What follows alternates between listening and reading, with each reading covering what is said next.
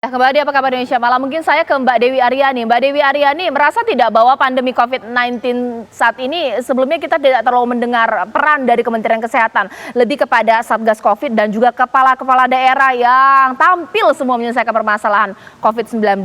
Nah, bisakah seorang Menteri Budi menjembatani ini? Bagaimana? Mbak Dewi?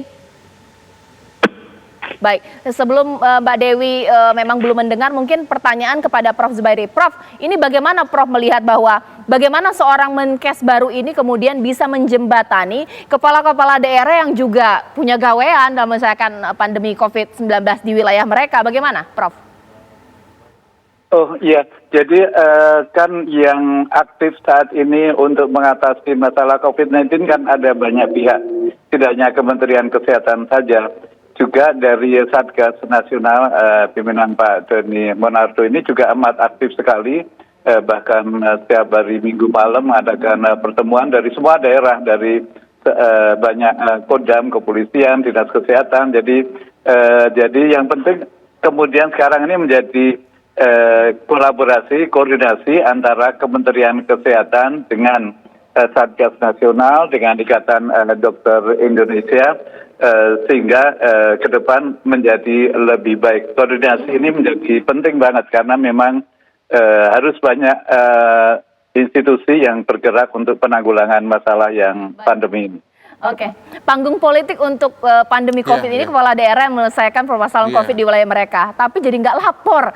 Apalagi alih-alih lapor nggak Kementerian Kesehatan, bagaimana Bang Kodari? Sebetulnya saya percaya tiap kepala daerah itu punya keinginan yang baik ya untuk menyelesaikan masalah ini. Akan tetapi memang wawasan orang tentang COVID ini berbeda-beda begitu. Jangankan tentang COVID secara keseluruhan, tentang apa itu alat rapid test antibody, rapid test antigen, itu juga sesuatu yang tidak mudah untuk dipahami ya begitu. Yang jelas saya di awal-awal pandemi ini sering berkomunikasi dengan para gubernur ya, dengan bupati ya, memang berbeda-beda ininya apa pandangannya, pengetahuannya dan inisiatifnya. Jadi saya kira memang perlu ada orkestrasi yang kuat dari tingkat nasional. Nah, selama ini kan kita berharap orkestrasi terutama bidang kesehatannya itu pada Satgas Pak Doni Monardo ya. Nah, barangkali apa yang dilakukan oleh Satgas itu harus di-backup dengan penuh oleh Menteri Kesehatan. Karena Menteri Kesehatan yang sebelum ini, selama ini kan pilihan strategi perangnya adalah diem gitu. Karena kalau ngomong nanti strateginya diketahui oleh lawan gitu. Barangkali karena sekarang sudah ketahuan ujungnya bahwa obatnya itu adalah vaksin begitu. Artinya ini bukan perjalanan 5 tahun, 10 tahun sehingga kemudian ya harus menghemat logistik sudah bisa dihitung, bahkan lebih jauh kan Pak Jokowi sudah menurut saya berani sekali mengatakan kita semuanya gratis, sudah dihitung oleh Bu Sri Mulyani. Maka menurut saya ya bantuan pencerahan, pengarahan ini dari Menteri Kesehatan bisa menjadi dirijen lah bagi daerah. Oke, Mbak Dewi, berkali-kali Mbak Dewi mengatakan supaya Kementerian Kesehatan menjadi leading sektor, tapi bisa tidak ya seorang Menteri Budi ini kemudian membuat kepala-kepala daerah ini kemudian berkolaborasi, karena terlihat saat ini semuanya jalannya sendiri-sendiri. Bagaimana Mbak Dewi? Mbak Dewi? Hilang. Baik. Sambil kemudian ke Mbak Dewi, saya mungkin ke Prof dulu. Prof, tapi kalau misalnya saat ini Profesor melihat bahwa permasalahan data COVID kita kan memang tidak seragam ya. Data di Jabar, Jateng, Jatim sendiri, data di pusat kemudian seperti ini. Bagaimana Prof melihatnya?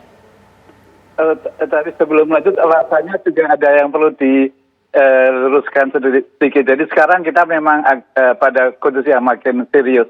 Namun sebagai negara dengan penduduk nomor 4 di dunia setelah China, India, Amerika, dan Indonesia, posisi kita di jumlah orang dengan COVID-19 ini lumayan rendah. Kita nomor 20, bahkan Belanda pun di atas kita. Demikian pula Inggris, Jerman, dan yang lain. Jadi artinya tidak perlu juga terlalu panik. Artinya kita memang harus bekerja maksimal, namun tidak perlu terlalu panik, dan bahwa layanan kesehatan makin rumit, makin besar diisi karena sudah terlalu banyak pasien.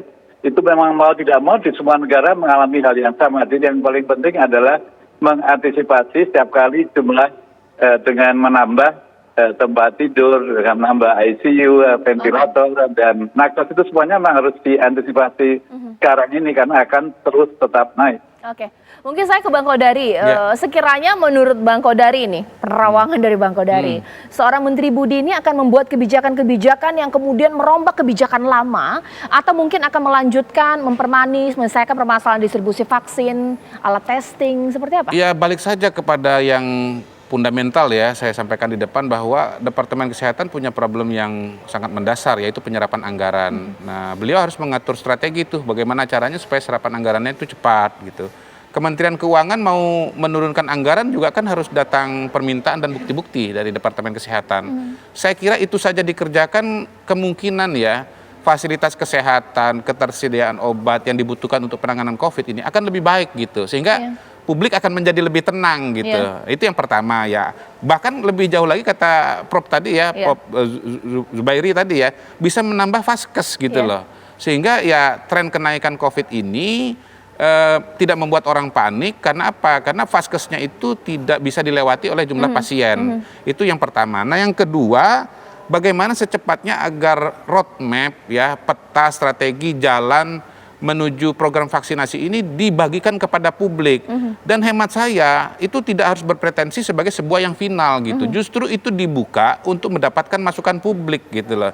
Saya yakin kalau disampaikan kepada publik, publik mengerti, lalu kemudian terjadi pemahaman, lalu ada masukan, direvisi lagi, kemudian diulangin lagi, ya mungkin 2-3 kali revisi, itu hasilnya nanti akan jauh lebih diterima oleh masyarakat ya Prof ya, ketimbang langsung keluar lalu kemudian seolah-olah top down gitu. Jadi kalau masyarakat itu sudah merasa didengarkan, para ahli sudah mendengarkan, sudah kasih masukan, mereka punya keyakinan bersama bahwa hasil ini adalah the best gitu. Bahwasanya nanti kemudian ada masalah, ya namanya juga antara di atas kertas dengan di lapangan pasti ada bedanya gitu. Semua desain arsitek itu ada apa, as drawn, ada juga as built, kira-kira begitu. Oke, nah kalau kita melihat dari Dr. Terawan memang tidak terlalu sering tampil ke publik dari pandemi menerjang Republik kita. Nah, apakah seorang Menteri Budi akan melakukan hal yang sama atau lebih tampil lagi? Karena tampil ini membuat bahwa sang Menteri hadir ketika kondisi kesehatan begitu meradang. Sesaat lagi di Apa Kabar Indonesia Malam. Betul.